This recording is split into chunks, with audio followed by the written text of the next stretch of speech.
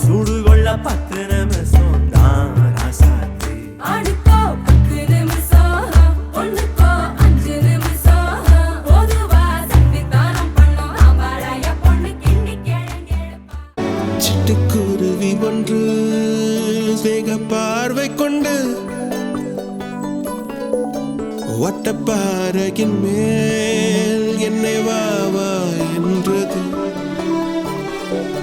கிச்சு கிச் என்றது, கிட்டவா என்பது பேச்சு எதுவும்